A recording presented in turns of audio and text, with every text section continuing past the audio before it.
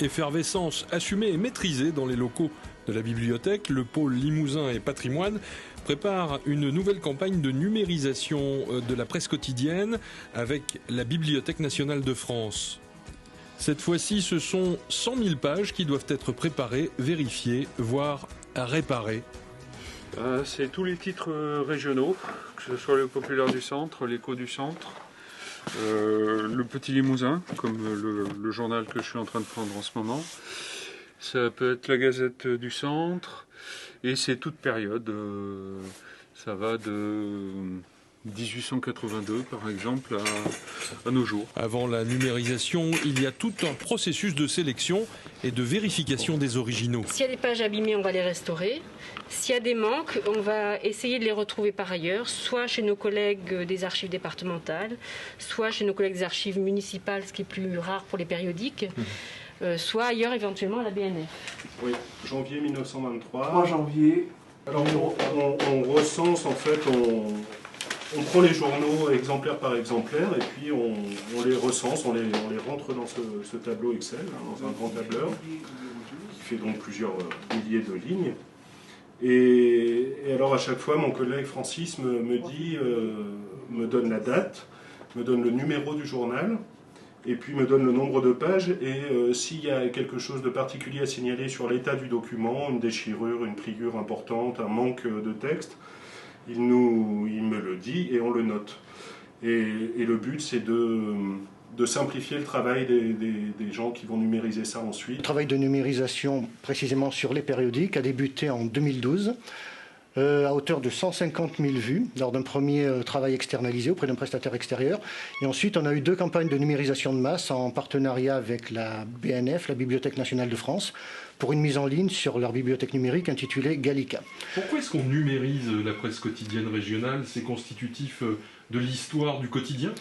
Alors, il s'agit de conjuguer la conservation d'originaux fragiles et de proposer une diffusion exponentielle à l'échelle du web. Donc voilà, en fait, l'idée, c'est de partir du local pour aller vers le global, tout en gardant cette notion de territoire. Le document le plus ancien qu'on a, donc, au niveau du journal, c'est la feuille hebdomadaire de la Généralité de Limoges, qui, voilà, dans le premier numéro, là, c'est le prospectus, c'est 1775.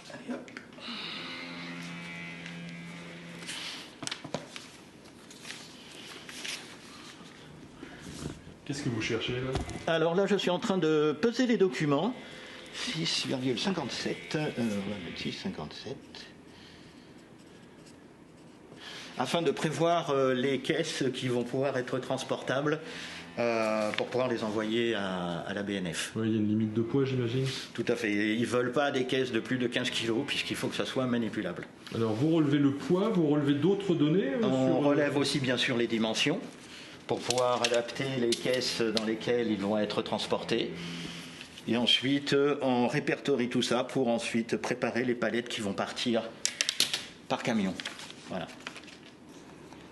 Est-ce qu'à un moment, les yeux et le cerveau se baladent un peu pour voir ce qui se passait ce jour-là chez nous? Oui, alors on évite parce que sinon on y passerait des heures et des heures à regarder, à lire les petites annonces et tout le reste. Mais non, on essaye surtout de se concentrer sur les dates et les numéros. Et après, bon, moi personnellement, je vais regarder les petites réparations qu'on aura à faire par la suite. On va juste, en fait, ça ressemble un petit peu à un morceau de scotch, mais ça n'en est pas vraiment. Oui, là on voit qu'on peut absolument pas bouger la page sans faire des dégâts. C'est ça. Donc notre travail, ça va être non pas de réparer, encore une fois, toute la déchirure, mais de renforcer pour que ça devienne manipulable. On utilise donc un produit qui est réversible, en tout cas, ce n'est pas du scotch, effectivement. C'est un produit qui va coller, qui va renforcer le document et qui va permettre, voyez, de prendre la page sans qu'elle se déchire de nouveau, de la retourner, de la numériser et le contenu sera sauvegardé. Un peu plus loin, c'est l'heure d'une réunion en ligne avec l'équipe de la BNF. Avec la Bibliothèque nationale de France, donc le service coopération. Donc Arnaud Dermite, le chef du service de coopération, et Valérie Louison qui coordonnent tout ce qui est numérisation. Et donc nous échangeons régulièrement sur l'avancée du chantier, sur les conditions techniques, sur les choix thématiques de titres sur les collections. Donc sur le contenu, la forme et la fameuse logistique dont on parlait la dernière fois. En fin de compte, en termes de préparation, c'est-à-dire c'est bien sûr d'avoir des collections au préalable dans le meilleur état possible, sachant que c'est des collections anciennes, ce qui n'est pas toujours évident.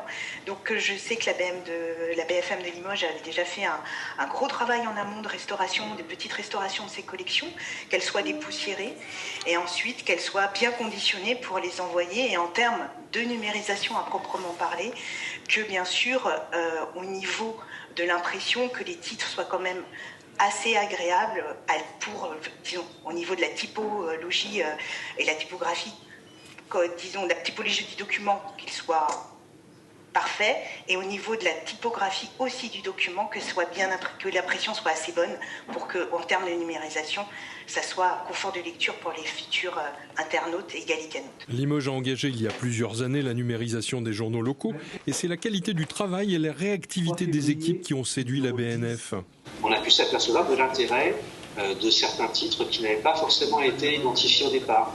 Et en revanche, aussi compte tenu de la qualité de conservation de certains fascicules, on a été aussi obligé soit de renoncer à la numérisation de certains titres, soit de se reporter sur d'autres structures qui en complément peuvent apporter leur collection à celle de la BFM pour constituer un titre complet. Toutes ces publications seront progressivement consultables gratuitement sur le site gallica.bnf.fr.